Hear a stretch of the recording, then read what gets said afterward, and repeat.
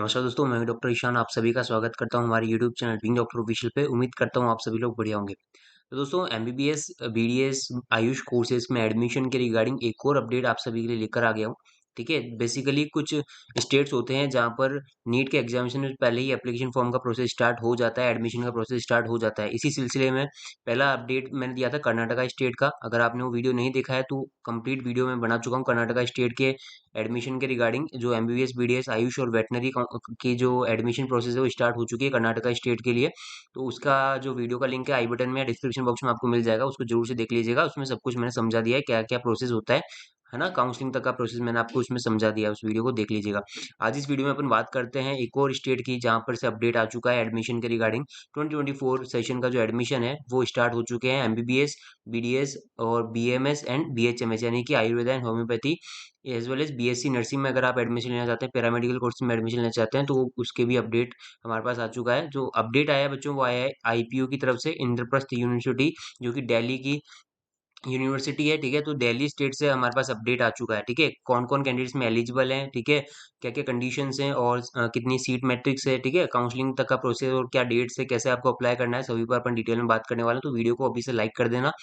अगर आपने अब तक चैनल को सब्सक्राइब नहीं किया तो चैनल को सब्सक्राइब कर लीजिए, क्योंकि हर एक अपडेट, हर एक information regarding your NEET examination, चाहे वो एग्जामिनेशन से रिलेटेड हो या फिर एडमिशन रिलेटेड हो, मैं लगातार आपको देता आ रहा हूँ। ठीक है, तो आप stay connected with our channel. आप सभी लोग चैनल को सब्सक्राइब कर लीजिए।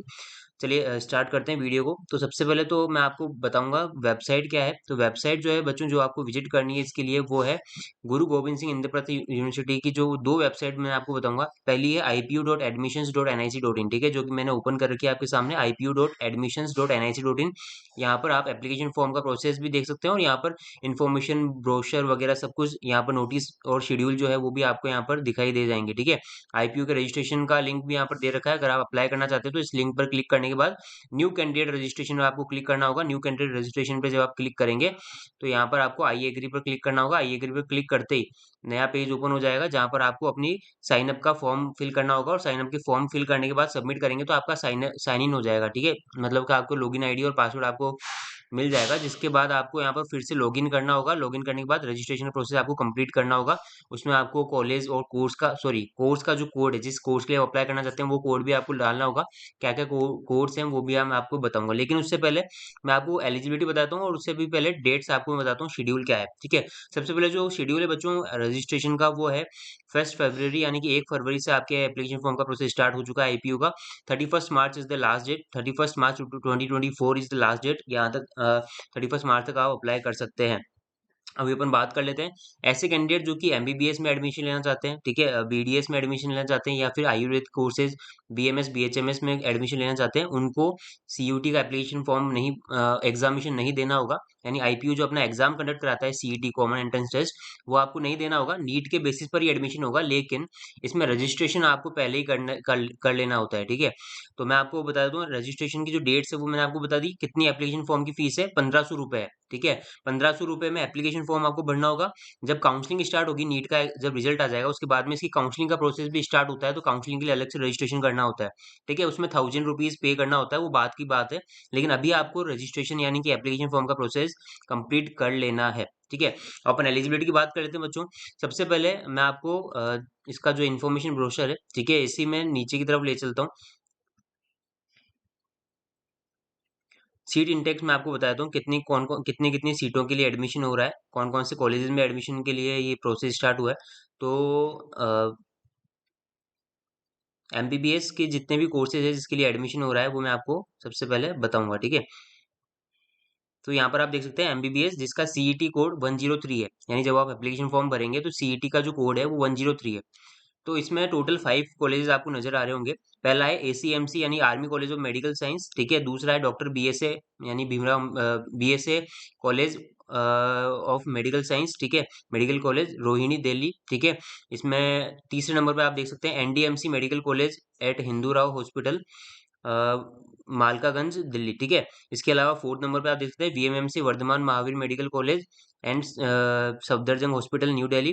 फिफ्थ नंबर पे आप देख सकते हैं Atal Bihari Vajpayee institute of medical science and doctor Ram Manohar Lohia hospital. ठीक है, तो ये आप देख सकते हैं, इनकी सीट इंटेक भी देख सकते हैं। 100 सीट्स है एसीएमसी में, बीएसए में जो है 125 सीट्स है, एनडीएमसी में आपके 60 सीट्स है, इसके अलावा वीएमएमसी में 170 सीट्स हैं, Atal Bihari Vajpayee institute of medical science में 100 सीट्स है। अब कौन-कौन से कैंडिडेट्स में एडमिशन ले सकते हैं? देखो, पहले जो 3 कॉलेजेस आपको दिख रहे हैं, है ना? फर्स्ट, सेकंड, थर्ड नंबर पे जो 3 कॉलेज आपको दिख रहे हैं, इसका जो एडमिशन है बच्चों, इसकी 15% ऑल इंडिया कोटा सीट्स तो एमसीसी काउंसलिंग कराती है, यानी ऑल इंडिया कोटा काउंसलिंग के थ्रू फिल की जाती है।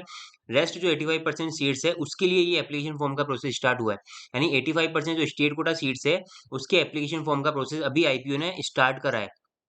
ठीक है? तो उसमें कौन-कौन से कैंडिडेट एलिजिबल हैं, तो बेसिकली जो दिल्ली के जो रेजिडेंशियल कैंडिडेट्स हैं, है ना? वो इसमें अप्लाई कर सकते हैं, साथ ही नॉन दिल्ली वाले भी अप्लाई कर सकते हैं, लेकिन उनको 11th एंड 12th क्लास जो है, किसी दिल्ली के स्कूल या कॉलेज से आपने पास की भी होनी चाहिए, है ना? यानी 11th एंड 12th जिसने भी दिल्ली से पास करी है, दिल्ली बोर्ड से, ठीक है? तो वहाँ पर आप इसमें अप्लाई कर सकते हैं। अगर आप दिल्ली के नॉन रेजिडेंट हैं, तो आपको रिजर्वेशन का जो फ़ायदा है वो नहीं मिलेगा। आपको जनरल कैटेगरी कैंडिडेट मान करके आपको काउंसलिंग का प्रोसेस में पार्टिसिपेट करना होगा, ठीक है? लेकिन जो दिल्ली के रेजिडेंशियल कैंडिडेट्स हैं, यानी कि डोमिसाइल कैंडिडेट्स हैं और जिन्होंने 11th एंड 12th भी जो है दिल्ली से पास की है, वो लोग रिजर्वेशन का भी फ़ायदा उठा सकते हैं और 85% स्टेट कोटा में अप्लाई भी कर सकते हैं। यानी कि जो नॉन दिल्ली वाले कैंडिडेट्स हैं, उनको 11th एंड 12th दिल्ली से पास आउट करा हुआ होना ज़रूरी है, अदरवाइज़ आप अप्लाई नहीं कर सकते हैं। ये पहले 3 कॉलेज के लिए मैंने इसलिए बताया क्योंकि इन तीनों का जो 85% स्टेट कोटा है वो आईपीओ कंडक्ट कराता है काउंसलिंग उसके लिए। अब जो 4th एंड 5th नंबर पे जो आपको कॉलेज दिख रही है यानी VMMC and Atal Bihari Vajpayee institute of medical science, ठीक है? तो इन दोनों ये जो 2 कॉलेजेस हैं बच्चों, वो सेंट्रल इंस्टीट्यूट्स है, नेशनल इंस्टीट्यूट्स है, तो इनकी जो काउंसलिंग है 15% ऑल इंडिया कोटा की भी और 85% स्टेट कोटा की भी, दोनों की काउंसलिंग एमसीसी यानी कि मेडिकल काउंसलिंग कमेटी जो कि ऑल इंडिया कोटा काउंसलिंग होती है, उसके द्वारा कंडक्ट की जाती है। अब इसमें जो 85% स्टेट कोटा सीट्स हैं, उसमें केवल दिल्ली के कैंडिडेट्स ही एलिजिबल होते हैं, उनको रिजर्वेशन का अलग से फ़ायदा मिल जाता है, ठीक है? और 15% ऑल इंडिया कोटा सीट्स तो सभी के लिए ओपन रहती है। इसमें ऑल ओवर इंडिया के कैंडिडेट्स इसमें अप्लाई कर सकते हैं, लेकिन एमसीसी काउंसलिंग कंडक्ट कराता है 15% ऑल इंडिया कोटा सीट्स के लिए। ठीक है? तो ये मैंने दोनों का प्रोसेस आपको बताया। तो अभी केवल जो है 1 first, second, third in 3 colleges की जो 85% स्टेट कोटा कुछ सीट्स है, उसके लिए आप अप्लाई करेंगे, जो भी दिल्ली के कैंडिडेट्स हैं। मैंने आपको जो कंडीशन बताई उसके अकॉर्डिंग, है ना? अब बात कर लेते हैं बीडीएस के लिए, तो बीडीएस में यहाँ पर एक कॉलेज है ESIC dental college and hospital Rohini, ठीक है? 62 का इंटेक है इसमें, ठीक है? और यहाँ पर जो काउंसलिंग है फुली जो है एमसीसी के द्वारा कंडक्ट कराई जाती है, आईपीओ की तरफ से काउंसलिंग नहीं कराई जाती है, क्योंकि ईएसआईसी कॉलेज है। ईएसआईसी में आपको दिल्ली का फायदा मिल जाएगा 85% स्टेट कोटा में, 15% ऑल इंडिया कोटा भी एमसीसी कंडक्ट कराती है इसकी भी counselling. Next upon BHMS and BMS यानी आयुर्वेदा एंड होम्योपैथी का देख लेते हैं। तो आयुर्वेदा एंड होम्योपैथी में भी एक-एक कॉलेज है। बीएमएस का आप देखेंगे तो कॉलेज कोर्स जो सीईटी कोड है 153 है और बीएचएमएस में 154 है ना? तो यहाँ पर आयुर्वेदा में एक कॉलेज है, चौधरी ब्रह्म प्रकाश आयुर्वेद चरक संस्थान, ठीक है?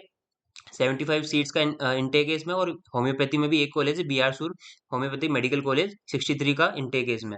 तो इसकी भी जो काउंसलिंग है बच्चों, वो नीट के जो रिजल्ट आता है उसके बाद स्टार्ट होती है, लेकिन एप्लीकेशन फॉर्म का प्रोसेस आपको अभी करना होगा, ठीक है? जो इसकी 85% कोटा जो होता है सीट्स का, इसमें भी all India quota and state quota होता है, तो 85% स्टेट कोटा की जो काउंसलिंग है बच्चों, वो आईपीयू बाद में कंडक्ट कराएगा, रिजल्ट नीट का रिजल्ट आने के बाद में। आपको अपनी नीट की डिटेल्स फिल करनी होती है और साथ ही 1000 रुपीज़ काउंसलिंग फीस आपको जमा करानी होती है अलग से, ठीक है? तो ये इस प्रकार का ये प्रोसेस है। तो जो भी कैंडिडेट्स अभी अप्लाई करना चाहते हैं, आप अप्लाई कर सकते हैं। अदरवाइज़ नीट के रिजल्ट आने के बाद में एक बार फिर से एप्लीकेशन फॉर्म का प्रोसेस रीओपन होता है, आप तब भी अप्लाई कर सकते हैं। लेकिन मैं कहूँगा कि जब अभी आपको चांस मिल रहा है, तो आप अभी भी अप्लाई कर सकते हैं। बीएससी ऑनर्स नर्सिंग के भी यहाँ पर टोटल 8 इंस्टीट्यूट्स हैं, इसमें भी एडमिशन का जो प्रोसेस है वो स्टार्ट हो चुका है। इसके लिए भी अगर अप्लाई करना चाहते हो तो आप अप्लाई कर सकते हैं। ठीक है, तो आईपीओ की मैंने आपको डेट्स भी बता दी है। इसमें नीट के बेसिस पे एडमिशन होगा।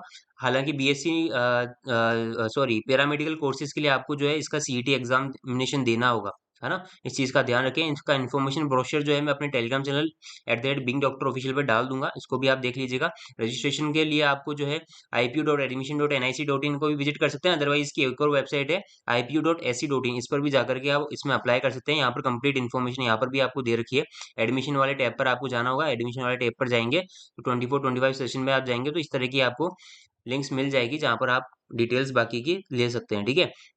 इन्फॉर्मेशन ब्रोशर को अच्छे से देख लीजिएगा, जो भी आपके लिए ज़रूरी इन्फॉर्मेशन थी वो मैं ऑलरेडी दे चुका हूँ, ठीक है? फिर भी अगर कोई आपका डाउट है, कोई भी क्वेरी हो तो आप मुझसे कमेंट सेक्शन में पूछ सकते हैं, हमेशा आपके लिए ओपन रहता है। सभी अपडेट्स इन्फॉर्मेशन के लिए हमारे टेलीग्राम चैनल से भी जुड़ सकते हैं।